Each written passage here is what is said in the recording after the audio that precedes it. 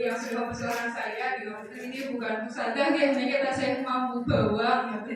Jadi sebelumnya ngapunten ini derek matur di depan Bapak dan Ibu karena ada yang perlu disampaikan dari teman-teman ibu-ibu dari Aisyah. Bismillahirrahmanirrahim. Shalawat dan salam semoga senantiasa tercurah kepada Nabi Agung Muhammad Sallallahu Alaihi Wasallam. Dan sebelumnya tentunya kita juga bersyukur kepada Allah Subhanahu Wa Taala yang telah melimpahkan kita begitu banyak rahmat, nikmat sehingga kita bisa hadir di tengah ibu-ibu yang cantik-cantik ini.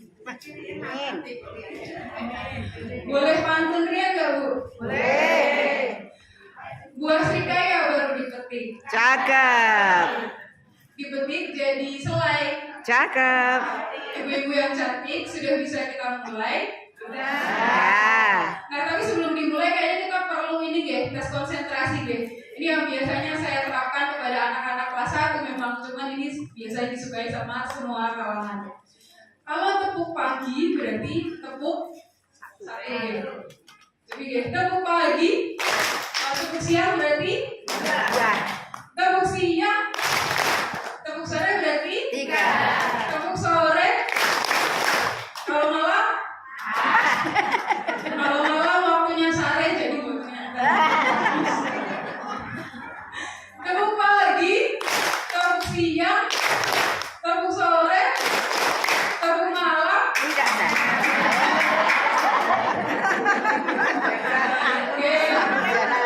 Intermezzo ya. Nah, bismillahirrahmanirrahim. Tadi belum sempat doa tapi nanti kita sudah berdoa di dalam hati masing-masing. Nah, sebenarnya ini saya kados ini Bu. Muyai Segoro Ini saya berbicara di depan ibu-ibu yang sudah hebat, yang sudah menelan asam dan garam dan juga gulanya kehidupan. Nah, sementara saya kasih mabuk kencur Nah, karena saya baca kalau materinya Bapak Ustadz Niki ada tentang keluarga sakinah, maka prolognya adalah tentang parenting sebagai jawaban. Sebenarnya apa sih parenting itu Bu? Ada yang pernah ngirim parenting ini kenapa? Laras pola asuh. Jadi kita sih ibu-ibu sama gak ada keturunan kalau dari tentang keturunan atau mengasuh anak ini ternyata bukan sembarangan ibu-ibu. Islam sudah ada dan sudah mengaturnya. Tapi kalau berbicara tentang pola asuh, apakah hanya Islam yang punya pola asuh? Ternyata bukan. Ternyata Barat juga punya pola asuh. Kalau dari sudut pandang psikologi juga punya pola asuh. Tapi mana yang paling baik? Tentu yang paling baik adalah parenting Islam. Bikin deh, kira-kira ya. Mbak tolong. Nah, kalau menurut bahasanya sendiri, parenting Islami merupakan pola pengasuhan orang tua dalam mendidik dan membesarkan anak menggunakan nilai-nilai dan dasar Islami. Lalu bagaimana ketika pola asuh ini tidak berdasarkan pola Islam atau nilai-nilai Islam? Apakah anak itu akan menjadi seorang yang sangat bermanfaat? Ya bisa jadi, tapi apakah bermanfaat sesuai dengan agama Islam kita ini? Belum tentu.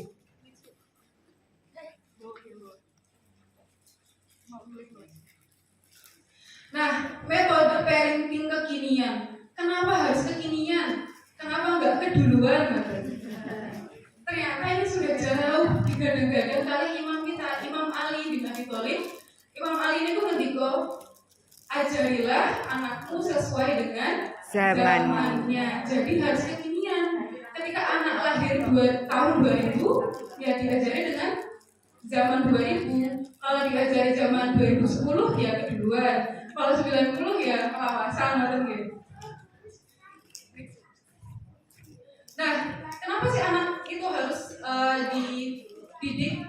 Karena dalam sebuah hadis Nabi ngendika, "Kullu mauludin yuladu 'alal fitrah fa abawahu yuhawwidanihi aw yunassiranihi aw yunassiranihi." Jadi setiap anak itu lahir dalam keadaan fitrah. Fitrahnya adalah berislam, karena dalam ruh kan kita sudah ditanya berkali-kali sama Allah untuk mengikat janji kepada Allah. Nah, yang menjadikannya itu Majusi atau Yahudi atau Nasrani, ya orang tuanya itu sendiri, ya kita nih yang akan membentuk anak itu seperti apa.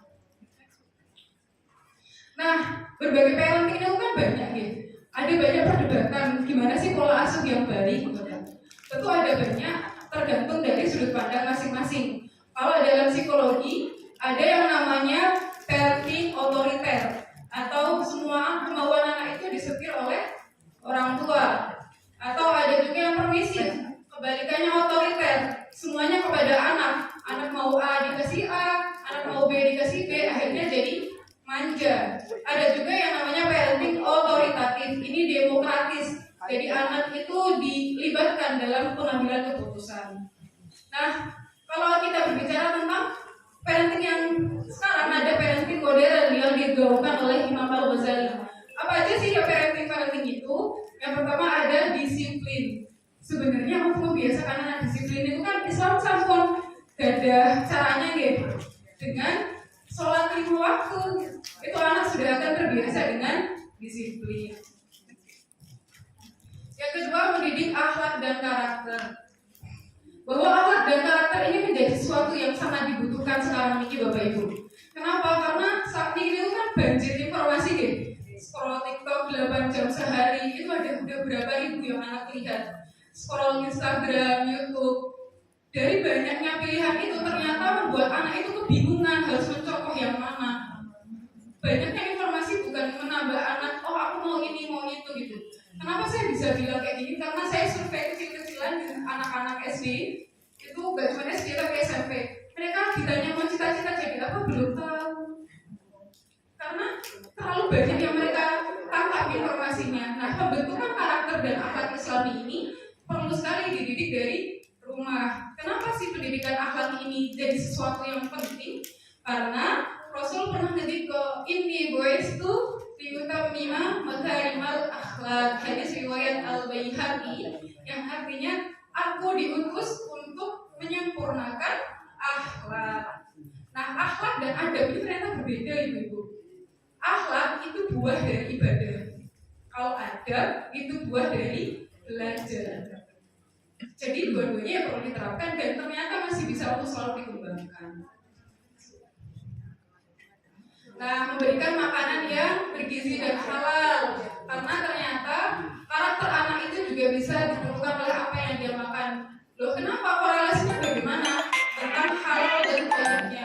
Bagaimana cara orang tua itu mendapatkan makanan yang bukan seberapa berkah. Yang keempat adalah mendahulukan tadi dari sisi tentang pendidikan karakter. Tapi dia dibagi dengan pendidikan intelektual. Karena zaman sekarang itu kalau misalnya anak-anak itu udah dibekali sama pengetahuan sekarang, istilahnya itu ketinggalan zaman gitu. Padahal SD itu adalah bekal anak itu bersosialisasi untuk bagaimana di sekolah. Nah, ini masih perdebatan ini, jangan suka menghardik anak. Melalui ibu-ibu ngertos sekarang kan banyak yang debat antara parenting Nikita Willy atau Mbok Dasem menawi ngertos ya. Nikita Willy yang dengan lembut, yang nggak pernah menghardik anak, yang satunya lagi nggak menghardik tapi udah bawa sapu lidi. Jadi mungkin di zaman-zamannya saya itu masih takut itu. Nah, kalau anak sekarang belum tentu. Kita bawa satu sapu lidi, mereka udah bawa 2. Nah, ternyata tapi kalau secara psikologis memang betul. Sekali kita membentak anak, itu ada ratusan sel yang mati.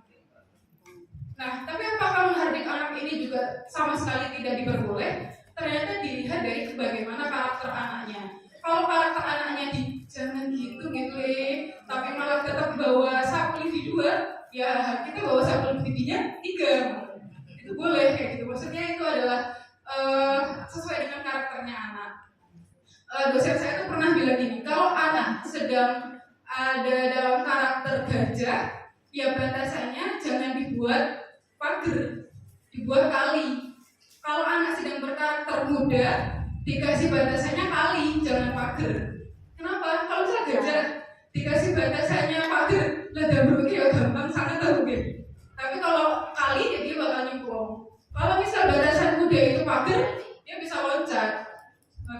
disesuaikan dengan karakternya anak. Mengajarkan sholat sedini mungkin. Bagaimana caranya? Ternyata caranya itu buatan susah. Ini saya secara teori ya, karena saya belum mempraktekkan ini dengan teladan. Karena dalam dunia psikologi itu ternyata anak adalah peniru yang sangat handal, atau istilahnya modeling. Jadi dia itu akan berkelakuan bagaimana sesuai dengan apa yang dia. Kalau dalam dunia anak-anak, apa yang dia lihat, apa yang dia dengar, apa yang dia bicarakan, itu semuanya adalah pendidikan. Terus ini terakhir tentang apresiasi. Apresiasi ini kok anak itu apakah harus dikasih uang buatan? Apakah anak itu harus dikasih hadiah buatan? Ternyata anak, sampai nyuci piring, jadi rajin ini karena bisa melipat sajadah sendiri. Itu hal-hal itu tuh udah bisa membesarkan hati anak. Tapi apakah anak harus selalu dipuji? Ternyata buatan. Tergantung kebutuhannya seperti apa. Karena kalau anak semakin dipuji, nanti dia bisa jadi haus pujian. Nah, ini yang sangat bisa dilakukan oleh ibu-ibu itu, karena ternyata doa ibu itu sangat dahsyat, sangat mustajab. Kalau misal buat doa nih, kemuncak mawon itu kan bisa jadi sesuatu yang ini kan. Ada salah satu imam Masjidil Haram, kebetulan saya lupa namanya. Jadi kalau misal imamnya ini nakal, ibunya tuh gak bilang anak nakal, tapi dasar kamu calon imam Masjidil Haram, dasar kamu anak solih gitu. Nah, ternyata itu menjadi sebuah doa yang sangat dahsyat yang mengguncang arsy. Nah, mungkin cukup sekian ya dari apa yang bisa saya matur. Niki saya cuma berteori, dan ibu-ibu yang sudah mengamalkan nanti saling bersinergi. Dan pendidikan ini gak cuma pendidikan di sekolah, dia harus ibu di rumah juga, atau di lingkungan juga. Bahkan ada satu statement, untuk mendidik satu manusia itu diperlukan seluruh dunia untuk mendidiknya. Karena apa yang dia lihat akan dia rasakan, apa yang dia rasakan akan membentuk karakter dirinya dia. Mungkin cukup seperti itu. Pantang boleh gitu Bu. Jangan lupa cakepnya. Buah pepaya, buah serikaya. Cakep. Semoga ibu-ibu sehat-sehat, bahagia-bahagia. Amin. Amin. Amin. Ya Rabbal Alamin. Ya mungkin cukup sekian. Tentu banyak salahnya, banyak hilafnya. Mungkin hadam ini asalamualaikum warahmatullahi wabarakatuh. Waalaikumsalam warahmatullahi